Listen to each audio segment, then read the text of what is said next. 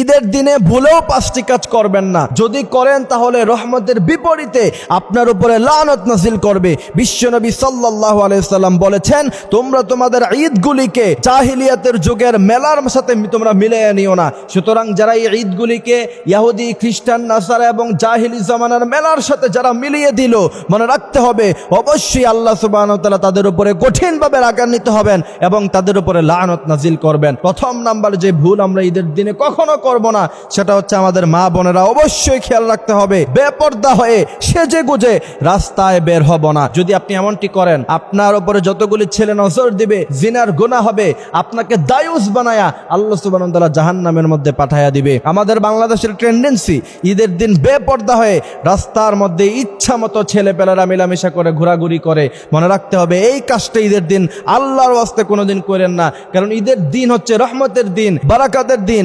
আল্লাহ পাক এই দিন হাজার হাজার মানুষকে ক্ষমা করে দেয়, হাজার হাজার মানুষকে আল্লাহ সুবহানাহু ওয়া তাআলা ওই দিন মাফের ঘোষণা দিয়ে দেয়। এই জন্য ঈদের দিনে বেপর্দা হওয়া যাবে না কোনোভাবেই। দ্বিতীয় নাম্বার হচ্ছে আমালুল ফাহিশা। আমাদের ছেলেপেলেরা দেখবেন ঈদের দিনে ডেকসেট দিয়ে এত জুড়ে জুড়ে গান লাগিয়ে ছেলেপেলেরা রাস্তায় হাঁটাহাঁটি করে, তারপর এই যে বিভিন্ন গাড়ি ভাড়া করে ডেকসেট লাগিয়ে জুড়ে জুড়ে আওয়াজ করে, এত আওয়াজের কারণে জমিন পর্যন্ত কেঁপে যায়। সুতরাং এই কাজগুলি যারা করে, মনে রাখতে হবে আল্লাহ পাক তাদের উপরে লানত নাজিল করবে, কারণ তারা এই পবিত্র দিনটাকে, পবিত্র ঈদটাকে তারা ইহুদি, খ্রিস্টান, নাসারাদের মতো উদযাপন করছে, যা বিশ্বনবী সাল্লাল্লাহু আলাইহি সাল্লাম কঠিনভাবে গান বাজনা এবং এই সমস্ত ডেকসেটের বিরোধিতা করে গিয়েছেন। বিশ্বনবী সাল্লাল্লাহু আলাইহি সাল্লাম আজীবন আমরণ পর্যন্ত বিশ্বনবী সাল্লাল্লাহু আলাইহি সাল্লাম এই সমস্ত জিনিসের বিরুদ্ধে কাজ করে গিয়েছেন। সুতরাং মনে রাখতে হবে ঈদের দিনে এই সমস্ত আজেবাজে কাজ, আল্লাহর ওয়াস্তে আল্লাহর দিকে তাকায় এই সমস্ত কাজ আমরা করব না। তৃতীয় নাম্বার হচ্ছে ঈদের দিনে রোজা রাখা। মনে রাখতে হবে ইসলাম একটা সুন্দর সহজ ধর্ম। ইসলাম চায় না যে ঈদের দিনে আপনি রোজা রেখে কষ্ট করেন, ঈদের দিন আপনি খাবার খান, অন্যের মুখে খাবার তুলে দেন, এটা ঈদের দিনের সবচেয়ে বেশি সৌন্দর্য। সুতরাং বিশ্বনবী সাল্লাল্লাহু আলাইহি সাল্লাম বলেছেন ঈদের দিনে রোজা রাখা জায়েজ নাই।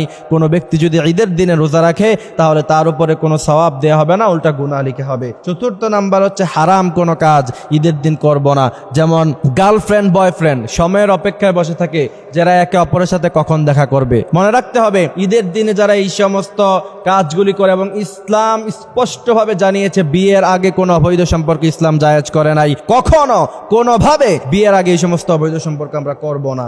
তারপর 5 নাম্বার হচ্ছে গরিবের হক আদায় ছাড়া ঈদগাহে আমরা উপস্থিত হব না। সাদাকাতুল ফিতর প্রত্যেকে আদায় করে দিব, এরপরে যাকাতের টাকাগুলি আদায় করে দিব। যাকাত যদি আপনার 1 বছর পূর্ণ হয়ে যায়, যে আপনি নেশাব পরিমাণ মালের মালিক হয়েছেন, ঈদগাহে যাওয়ার আগে আপনি যাকাতের টাকাগুলি পরিশোধ করে দেন।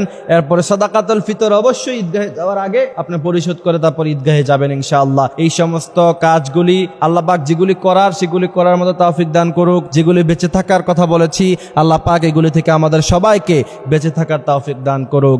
আমিন।